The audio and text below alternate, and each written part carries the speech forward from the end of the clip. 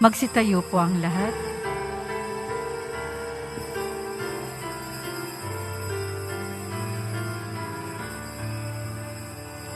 Ako'y kaawaan o mahal na Diyos, sang-ayon sa iyong kagandang loob.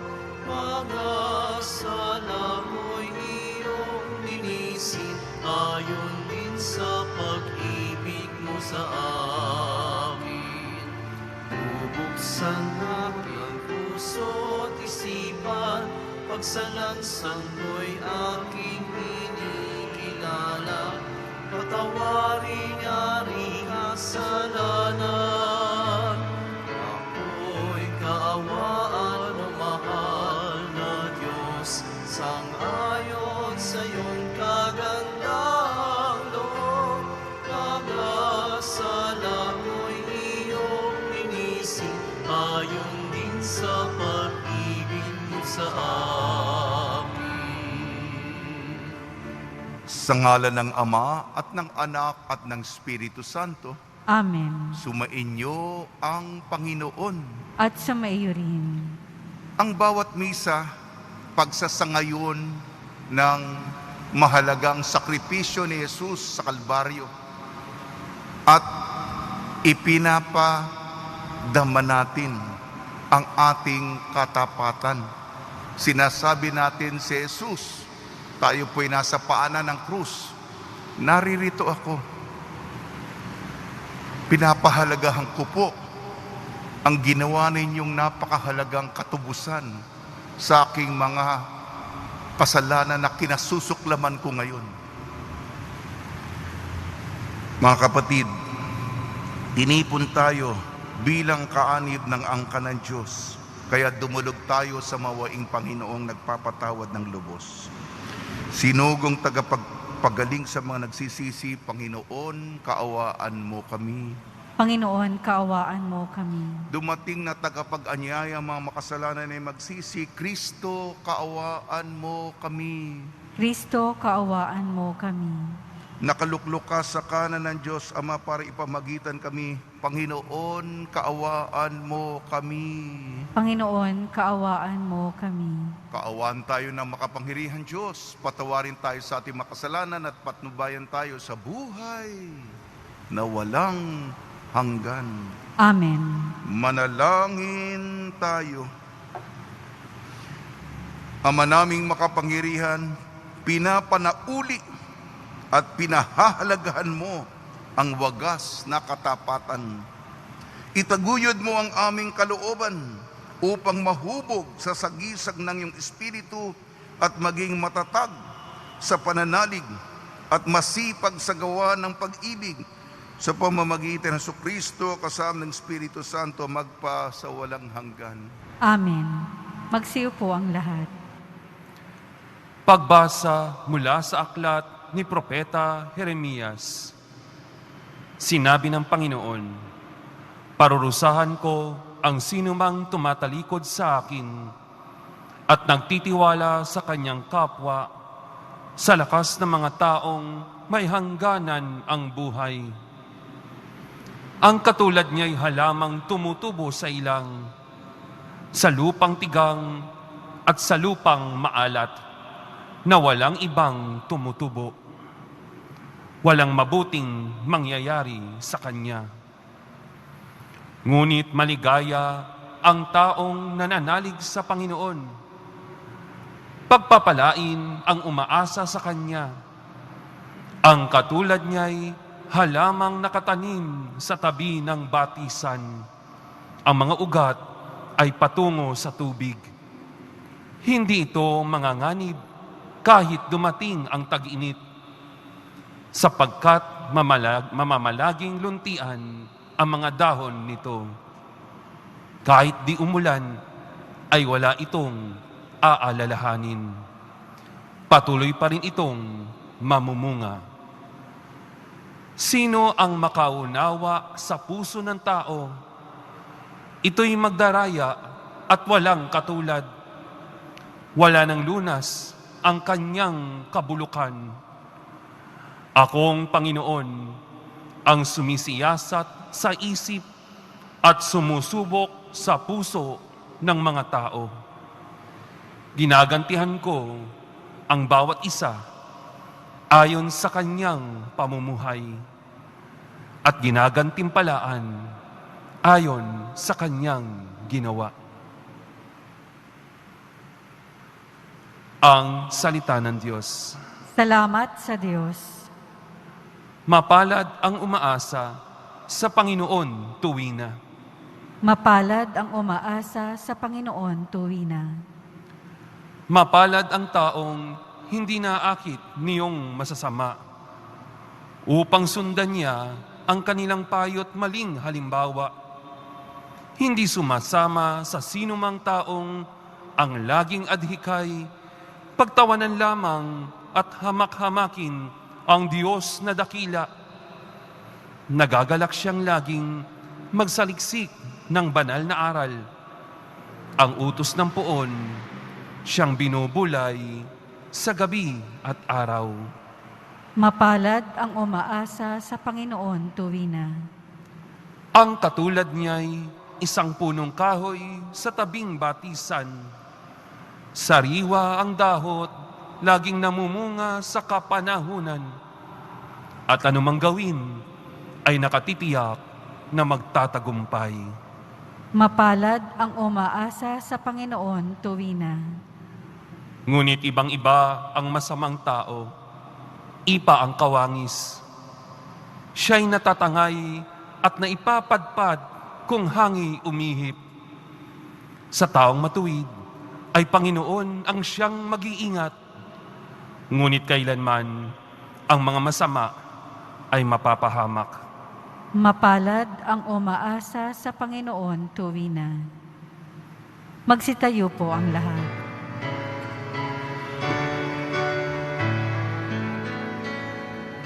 Nagpupuri kami sa'yo, Panginoong Jesucristo.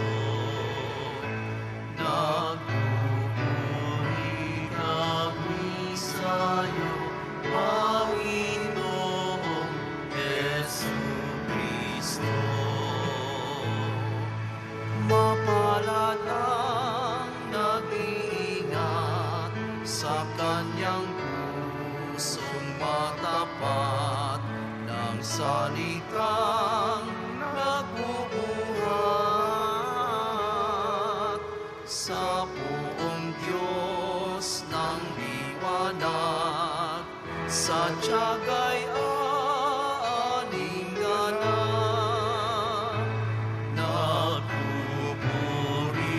kami sa'yo, Panginoong Jesucristo. Sumainyo ang Panginoon. At sumaiyo rin. Ang mabuting balita ng Panginoon ayon kay San Lucas. Papuri sa iyo, Panginoon. Nung panong yon, sinabi ni Jesus sa mga Pariseyo, may isang mayamang nagdaramit ng mamahalin at saganang-sagana sa pagkain araw-araw. At may isang namang pulubing nagngangalang Lazaro, tad-tad ng sugat, nakalupasay sa may pintuan ng mayaman upang mamulot kahit mumong nauhulog mula sa hapag ng mayaman. At dooy nilapitan siya ng aso at dinidilaan ng kanyang mga sugat. Namatay ang pulubi at dinala ng mga anghel sa piling ni Abraham.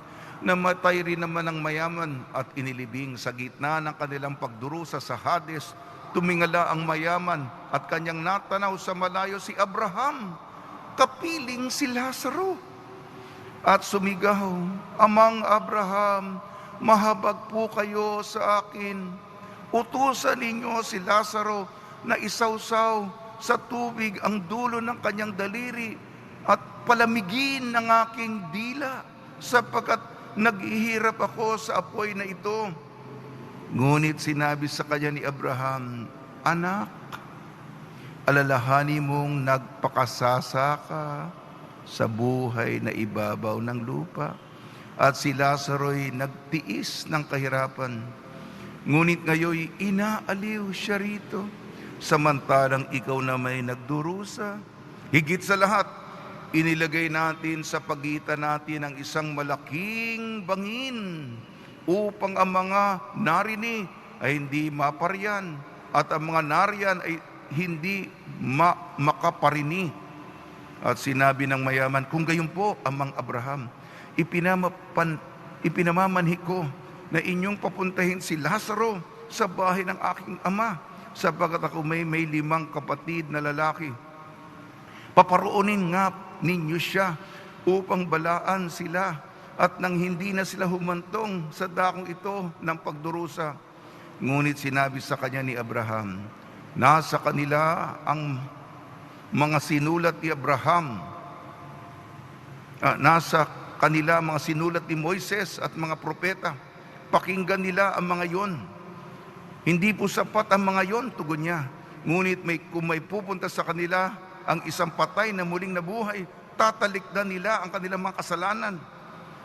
Sinabi sa kanya ni Abraham, kung ayaw nilang pakinggan ang mga sinulat ni Moises at mga propeta, hindi rin nila paniniwalaan kahit ang isang patay na muling nabuhay. Ang mabuting balita ng Panginoon. Pinupuri ka namin, Panginoong Heso Kristo. Magsiyo po ang lahat. Binabati po namin kayo sa paglalakbay natin sa Kwaresma, sa pagpapala, pagbibindisyon, pagbibiyaya, at pagkakaloob ng napakaraming grasya mula sa ating butihing Poong Senyor. Palakasin tayo ng salita ng Diyos. Ito po'y may 2 kampo. Sa kauli-hulihan, tayo po'y ibubukod, Propeta Jeremias, yung mga walang takot sa Diyos. Yung iba nabubuhay, parang walang Diyos. Walang takot sa Diyos. Anong buhay nila?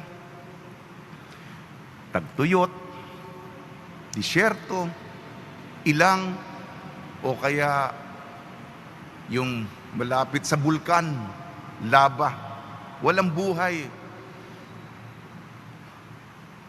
Apoy na nanggaling sa bulkan, yan ang deskripsyon ng yung kapaligiran ng isang taong malayo, walang takot sa Panginoon.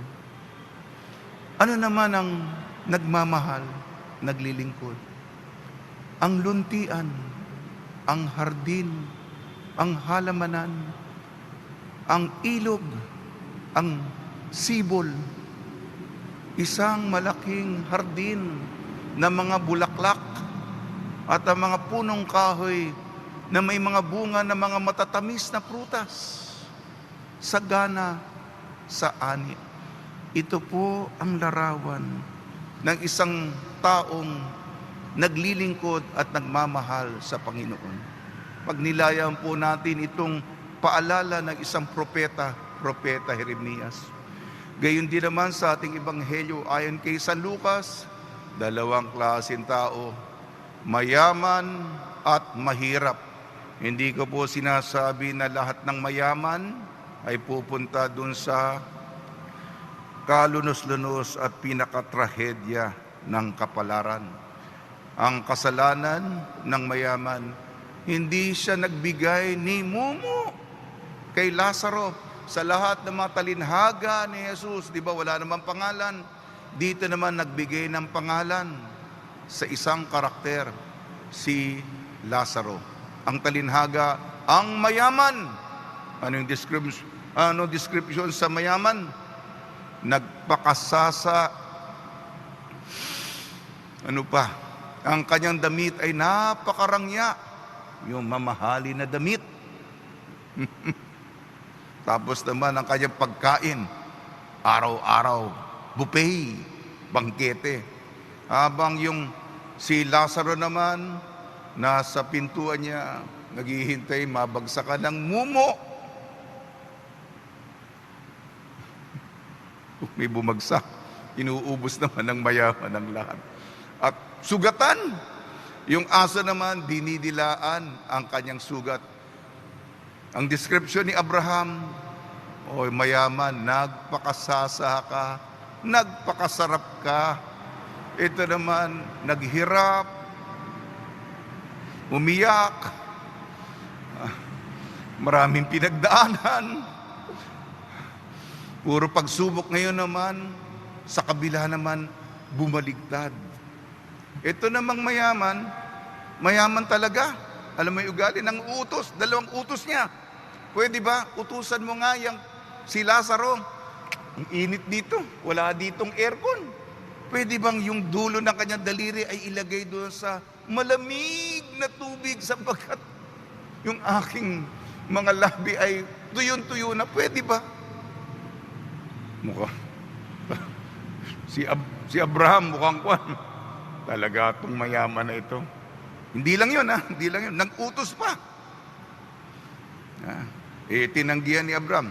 Pwede bang padala mo si Abraham sa aking mga kapatid na maraming kasalanan? Magpakita, sabihin na may impyerno pala. Ang sabi ni Abraham, meron naman si Moises at ang mga propeta. Hindi, kung may patay na nakita ng buhay, maniniwala sila. Kung di sila naniwala kay Moises at mga propeta, hindi rin sila maniniwala. May panahon ba silang maniwala? Maniniwala ba sila? Yan po.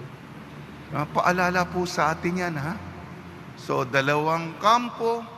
Ako po bilang pari, pagsagip, sana po, ako lang po walang hamak na ministro lamang ako, kasangkapan, behikulo, instrumento lang ako. Sana po, piliin natin yung luntian na hardin, mga rosas, mga poinsettia, mga orchid, mga anthurium, mga lilies, mga daisies. Yan ang description ko sa langit, kaysa yung tagtuyot. At doon tayo sa pag-aaliw ni Lazaro. Paalala lamang po, kahapon po, bihira po ako magkwento. Pumunta po ako sa patay. 2 misa po ko sa patay. Kumakalat po ang COVID-19. Yung mga minisahan ko ay nakakuha ng COVID-19. Kaiyak-iyak, kabigla-bigla, at mahirap pong mamatay ng COVID-19 sa panahong ito. Mag-ingat po tayo, tumataas po yung mga kaso, mga kapatid. Sa tulong ni Maria, ni San Jose, may santo po sa araw nito, si San Casimiro. Nawa tayo'y piliin natin na ang mga mahihirap sa gitna natin, mga Lazaro, ay tulungan natin. At sabay-sabay tayong matamasa ang aliw ng amang si Abraham sa kalangitan.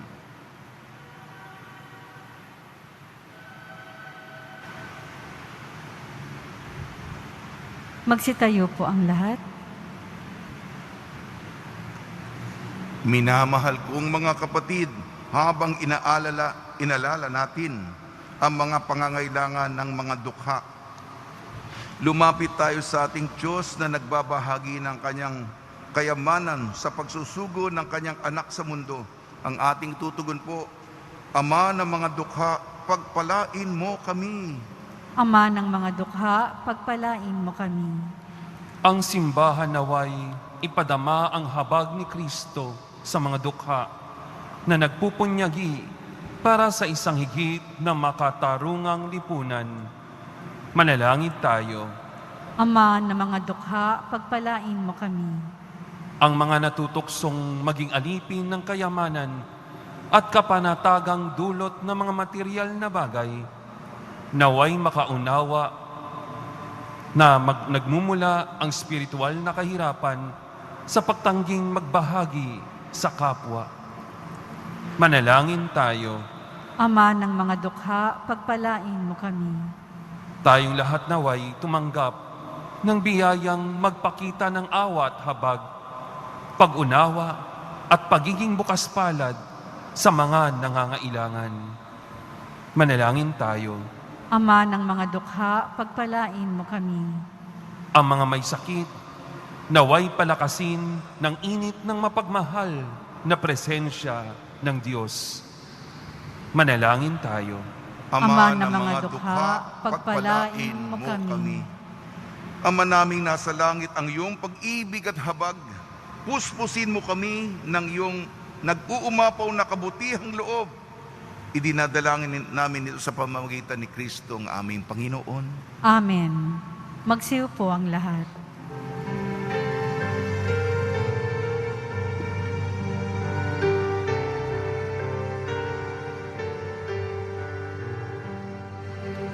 Buhay pagmamahal, alak at tinapay, sana'y tanggapin mo amang mapagmahal ngayon sa iyong hapag. Kami nag-aalay, alak at tinapay, alay ng iyong bayan. Buhay pagmamahal, alak at tinapay, sana'y tanggapin mo amang mapagmahal. Magsitayo po ang lahat. Manalangin kayo mga kapatid upang ang ating paghahain ay kalugdan ng Diyos amang makapangyarihan.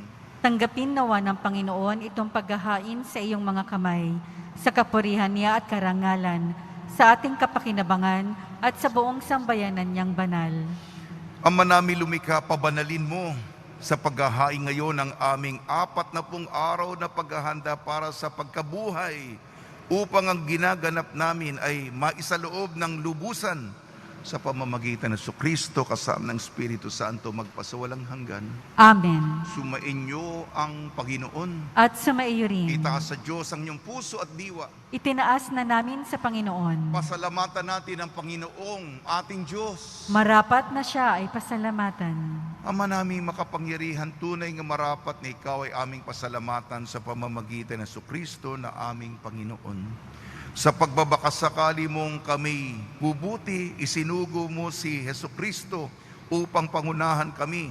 Bilang pagsunod sa iyong atas na bigay, ipinahayag ng iyong anak ang iyong kalooban na mga apit dukha ay kanyang damayan. Ngayon ay iyong inihahandog ang pagkakataong aming maisaloob ang kanyang ganap at kusang paglilingkod upang sa iyo'y lagi kaming makasunod. Kaya kaysa ng manghel na nagsisiawit ng papuri sa iyo, nang walang humpay sa kalangitan kami nagbubunyi sa iyong kadakilaan. Santo, Santo, Santo, Panginoong Diyos ng mga hukbo, napupuno ang langit at lupa ng kadakilaan mo, o sana sa kaitaasan. Pinagpala ang naparirito sa ngalan ng Panginoon, o sana sa kaitaasan. Magsiluhod po ang lahat.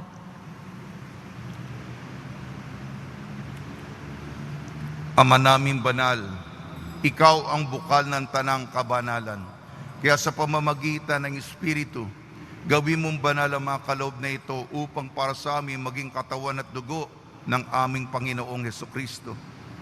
Bago niya pinagtiis ang kusang loob na maging handog, hinawakan niya ang tinapay. Pinasalamatan kanya. Pinaghati-hati niya yon. Iniabot sa kanyang malagad at sinabi, tanggapin ninyong lahat ito at kanin. Ito ang aking katawan, nihahandog para sa inyo.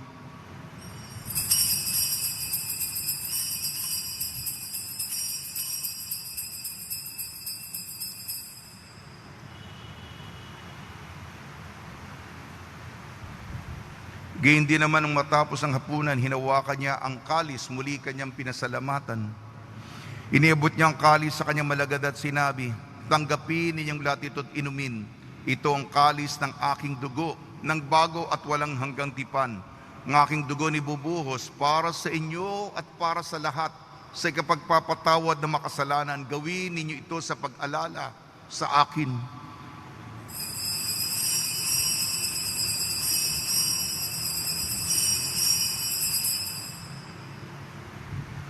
Magsitayo po ang lahat. Ipagbunyi natin ang misteryo ng pananampalataya. Si Kristo'y namatay, si Kristo'y nabuhay, si Kristo'y babalik sa wakas ng panahon. Ama, ginagawa namin ngayon ang pag-alala sa pagkamatay at muling pagkabuhay ng iyong anak. Kaya't inialay namin sa iyong tinapay na nagbibigay buhay at ang kalis na nagkakaloob ng kaligtasan. Kami nagpapasalamat dahil kami minarapat at tumayo sa harap mo para maglingkod sa iyo. Isinasamo namin kami magsasalo-salo sa katawan at dugo ni Kristo ay mabuklod sa pagkakaisa sa pamamagitan ng Espiritu Santo. Ama, lingapin mo yung simbahang laganap sa buong daigdig. Puspusin mo kami sa pag-ibig kaysa ni Francisco na aming Papa, ni Broderick na aming tagapangasiwa at ng Tanang Kaparian. Alalahanin mo rin ang mga kapatid namin na himlay na may pag-asang sila'y muling mabubuhay. Gayon din ang lahat na mapumanaw. Kaawan mo sila at patuloyin sa iyong kaliwanagan. Kaawan mo at pagidapating kaming lahat na makasalo sa iyong buhay na walang wakas kaysa ng mahal na Birhing Maria na Ina ng Diyos. Nuestra Señora de la Buena Hora, ng kabiyak na puso niyang si San Jose, kaysa ng apostol ni San Casimiro, San Aloysius Gonzaga, San Sebastian, San Lazaro, San Roque, ni San Juan Bautista at ng lahat ng mabanal na namuhay dito sa daigdig ng kalugod-lugod sa iyo. May pagdiwang nawa namin ang pagpupuri sa ikararangal mo sa pamamagitan ng anak na aming Panginoong Heso Kristo.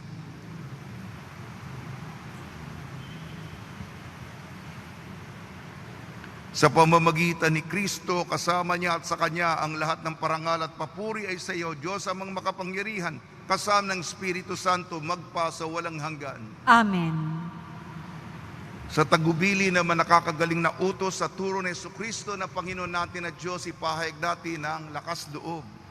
Ama namin, sumasalangit ka, sambahin ang ngalan mo, mapasa amin ang kaharian mo, sundin ang loob mo dito sa lupa para nang sa langit.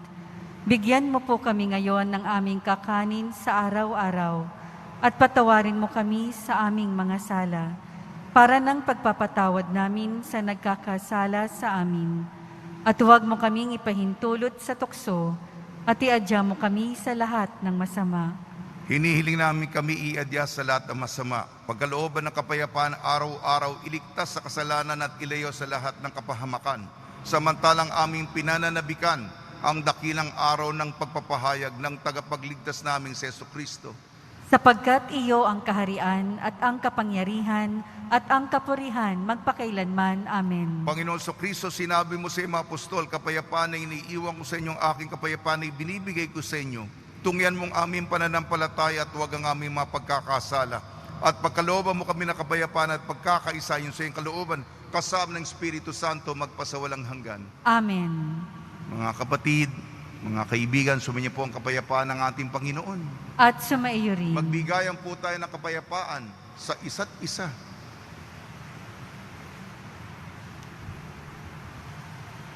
Kordero ng Diyos na nag-aalis ng mga kasalanan ng sanlibutan, maawa ka sa amin. Kordero ng Diyos na nag-aalis ng mga kasalanan ng sanlibutan, maawa ka sa amin. Kordero ng Diyos na nag-aalis ng mga kasalanan ng sanlibutan, ipagkaloob mo sa amin ang kapayapaan. Magsiluhod po ang lahat. Ito ang kordero ng Diyos, ito nag-aalis ng kasalanan ng sanlibutan. Mapalad ang mga inayayahan sa kanyang piging. Panginoon, hindi ako karapat-dapat na magpatuloy sa iyo, ngunit sa isang salita mo lamang ay gagaling na ako.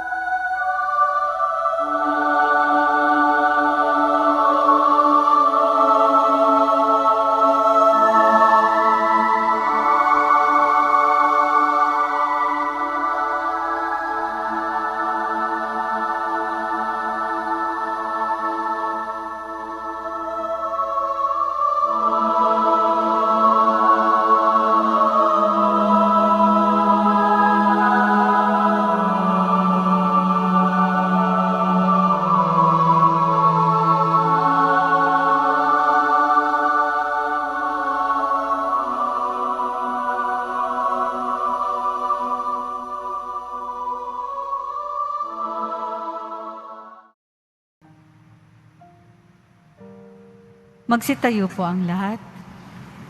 Manalangin tayo. Ama naming mapagmahal, ang pinapakinabang naming paghahain ay mamalagi nawa sa aming gawain at magpatibay sa mga ginaganap namin sa pamamagitan ng Kristo kasama ng Espiritu Santo magpasawalang hanggan. Amen. Panalangin kay San Roque. O pinagpalang San Roque, pintakasin ng mga may karamdaman, lingapin mo po ang aming mga kapatid na nasa banig ng karamdaman. Ang iyong pamamagitan ay sadyang makapangyarihan na nung ikay narito pa sa daigdig, marami ang gumaling dahil sa pag-antanda mo sa kanila ng kamahal-mahalang krus. Ngayon kay nilulahati na dyan sa langit, na nanalig kami ngayong pamamagitan ay lubhang magaling. Ialay mo po sa Panginoong Diyos siyaring aming mahinaing, at sa tulong po ninyo ay makamit ang kagalingan ng aming kaluluwa at katawan.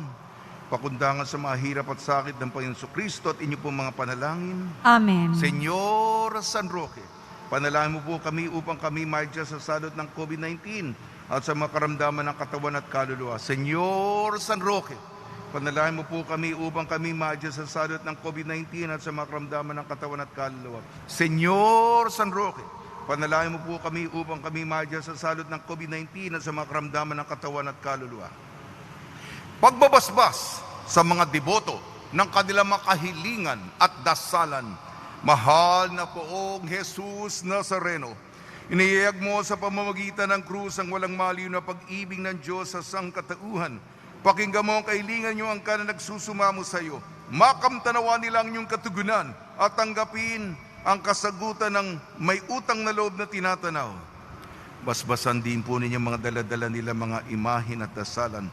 Sa pamamagitan ng bendisyon na ito, naway maalala nila mga pangako nila nun sa binyag, na ikaw lang iibig at pagliling ko ng bilang Panginoon magpa sa walang hanggan.